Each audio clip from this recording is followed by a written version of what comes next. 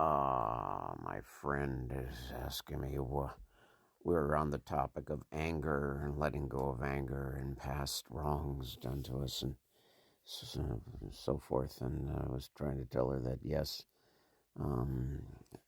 sometimes you have to go through the stages of anger before you can heal and then finally get to that point where you leave things behind and you move on, And I said, I'm crossing that threshold right now because she said, are you doing that? And I said, yes, I believe I am. And then you're reading right now what she says there. And so my answer is with a video. And I'll suffice it to say, with what I do with my life, with my dealings with my situation is one day you find yourself very difficult in situations, environments, people you have to deal with, and it's too easy to just ruminate and think, well, I'm going through this hell right now because of these people in my past, these things, and I'm thinking to myself, well, my friend is, she puts out these very positive videos, and I just thought I would mention that anger sometimes is something was frowned upon the way I was brought up. And then later I realized, well, just by burying the anger and not letting it out, like whether it's in your art or your writings or your songs or your singing or whatever you'd like to do, as long as you're not hurting anybody, creative output or whatever, that sometimes helps. Main thing is, folks, if you can get your sleep, that's going to help too. But yeah, I am at that point where whatever I absorb into my brain, into my being now from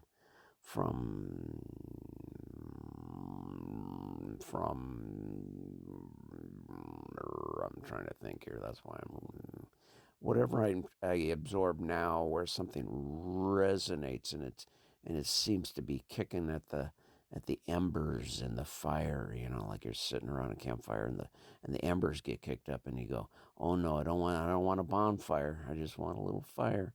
I don't mind being reminded of how far I've come and what these people, how they played a part in all of this. But you see, I was in denial for such a long time that I did have to wake up and realize that, like, there's this Dr. Ramani out there, and she's got a new book called It's Not You. I had to get to the point where I realized a lot of the things that I thought was my fault or my imperfections was not. It was what other people were doing to me, and so then you get angry and you realize, well, geez Louise, holy Toledo, like Jiminy hot dog, Jiminy cakes, like, oh my goodness, you don't want to swear, you just want to go into the 1940s. I just found somebody here on TikTok I enjoy, like his name is Planet Antonio. You got to check him out. He's wonderful. But I digress. So what I'm trying to say to you, my friend, is, yes, I don't know if I'll ever fully cross it, but I have left it behind, if that answers your question. Because every now and then the embers get kicked up. But embers are part of life.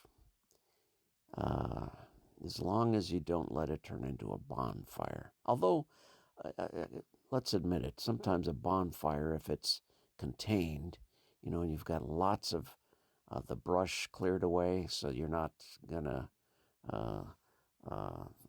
threaten a forest fire or something.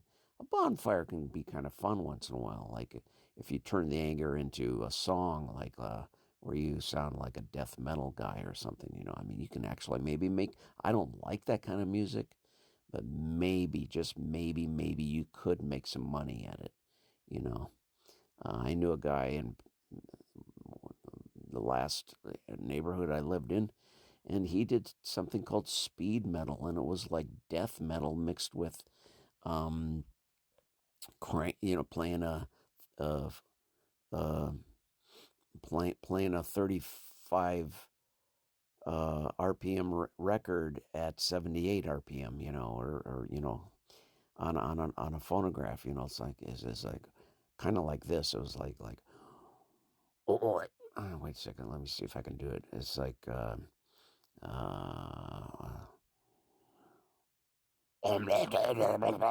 but it was faster. It's like, I'm not dead. I'm not dead. You're not dead.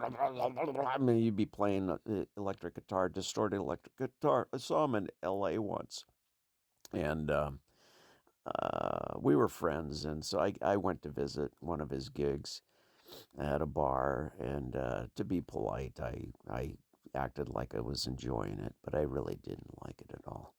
So yeah, but that's sort of like a bonfire in a way to me. Is speed heavy speed metal. They call it speed metal. It's not hurting anyone, but it's abrasive. Yeah, so in my opinion, keep your campfires just high enough to give you some warmth, and uh, roast some marshmallows. And I hope you don't think I'm being sarcastic. I'm not. I'm trying to just tell you that I'm probably never gonna 100% get over the threshold 100%, but I am getting on with my life and working on new projects where my new books and my new paintings and so forth focus on. For instance, I plan to do paintings that focus on the homeless, people that are much less fortunate than I am. And that will help me too, I do believe. I think my anger spells have quieted down quite a bit, but we're all human. And that's why I don't want to get cocky and think, well, I'll never get angry again. Every now and then something will go wrong.